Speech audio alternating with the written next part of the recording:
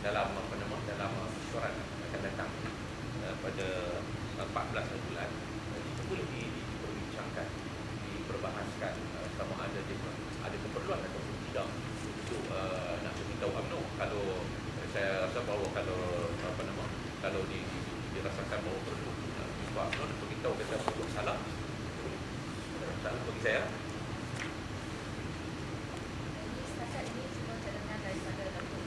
Ya, setakat ini cadangan belum diperbahaskan dalam persoalan.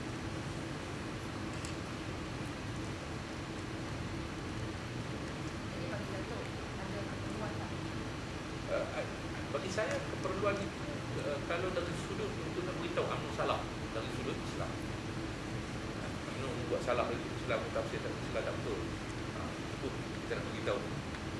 Saya ingin mencetuskan suasana keadaan yang tidak tidak baik, tidak kondusif kepada masyarakat berbagai kaum dan berbagai agama dalam negara kita.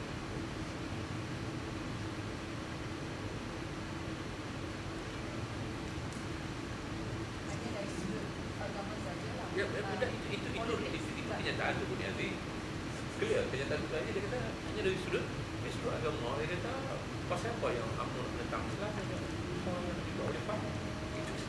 Jadi kita nak beritahu lah salah itu betul. Itu maksud tu nanti.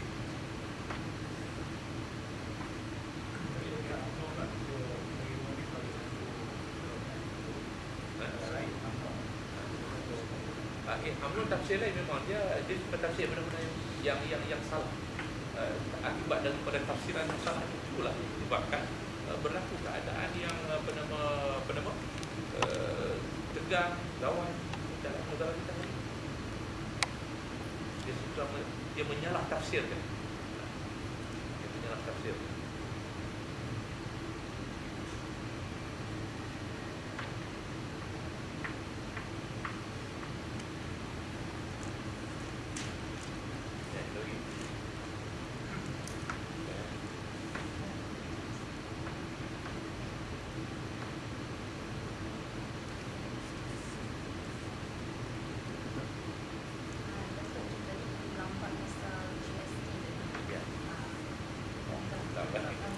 Ya, hari ini kita mengadakan satu persidangan video bulan berkaitan dengan pelaksanaan cukai barangan dan perkhidmatan GST yang dianjurkan oleh Lujenah Hairul Pengguna Majlis Pusat, yang kebetulan saya menjadi pengurusi pada Lujenah ini ataupun Biro Pengguna.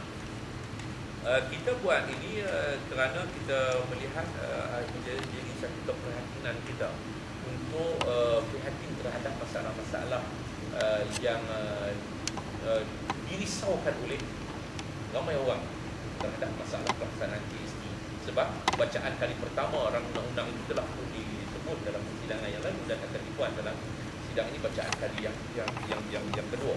Jadi kerisauan dan kebimbangan ramai orang ini menjadi kepentingan kami untuk kita nak merumuskan apa masalah-masalah dari sudut pelaksanaan GST nanti. Secara totalnya kita tidak menolak secara totalnya GST. Kita bersifat terbuka. Tetapi kita tetap mengatakan bahawa sebarang bentuk percukaian dia membebankan rakyat. Barang bentuk apa jenis percukaian pun dia adalah membebankan rakyat. Sebab kerajaan selalu memberikan alasan bila dia ada perubahan cukai, dia kata ini tidak membebankan rakyat. GST dia kata tidak akan membebankan rakyat. Mana ada cukai yang tidak membebankan rakyat? Cukai mesti membebankan rakyat. Yang tak berbeban tak kena cukai. Itu baru tak beban. Cukai mesti beban. Maknanya rakyat terbeban untuk membayar cukai. Tetapi kita mengatakan bahawa apa yang penting untuk dilihat pada kali ini ialah dari sudut pelaksanaannya nanti itu mestilah pelaksanaan yang betul-betul dapat memberikan kebaikan dan kesejahteraan kepada kehidupan masyarakat dan rakyat dalam negara kita ini. Jadi sebab itu kita melihat ada beberapa perkara daripada penelitian kita, daripada pembentangan, pengulasan dan juga daripada floor tadi, banyak perkara yang masih memerlukan penjelasan dan jawapan daripada pihak kerajaan. Antaranya ialah berkaitan dengan rate 4%.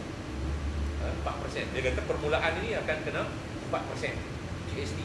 Okey, 4%. 4% ini untuk tempoh berapa lama? Berapa tahun? Ini dia tidak diberikan penjelasan. Tidak diberikan penjelasan. Sebab kita katakan bahawa kemungkinan pada penganalisaan yang dibuat oleh sebahagian bulan ini, kalau rate 4% ini dengan dilaksanakan dengan kadar pendapatan yang ada kepada rakyat, mungkin itu memberikan keuntungan kepada rakyat, kepada kebaikan kepada rakyat. Tetapi kalau rate itu akan naik 6-7% dalam satu tempoh masa yang pendapatan rakyat itu tidak meningkat, maka sudah tentu ini akan memberikan keburukan kepada masyarakat dan rakyat. Jadi kita nak tahu sebab Singapura secara jelasnya, secara praktikalnya dia bermula dengan 3%, tetapi untuk kajian semula kenaikan rate itu 5 tahun.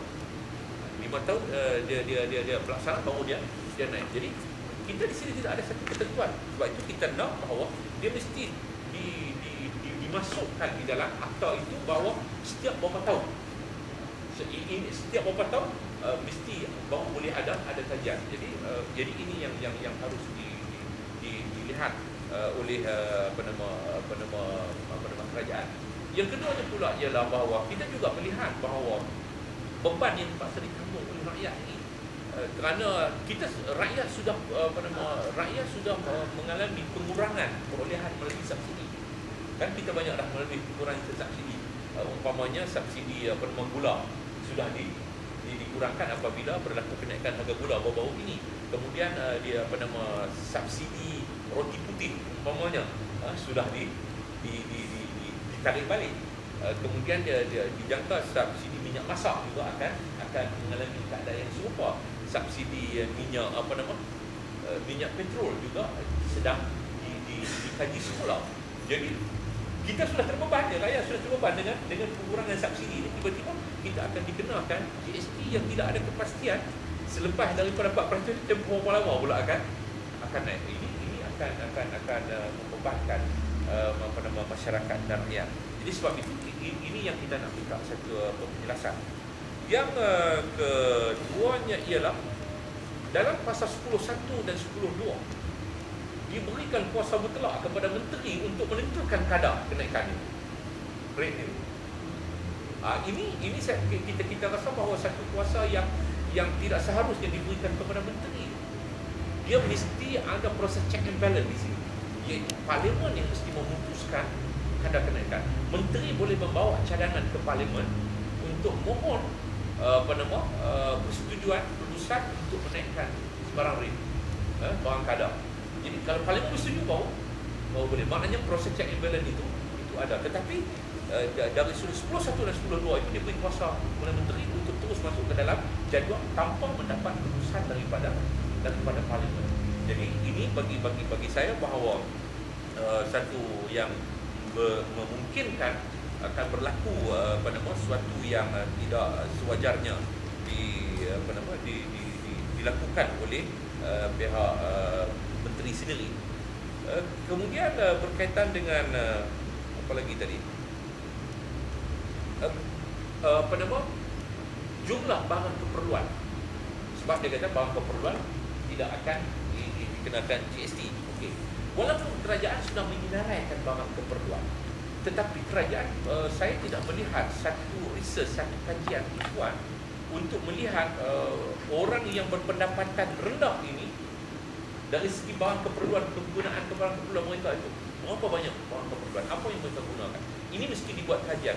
Mesti senarai barang keperluan itu ialah barang keperluan yang diguna oleh golongan yang berpendapatan paling tidak pendapatan rendah. Tetapi bagi saya harus juga diambil kira bahawa middle class ini.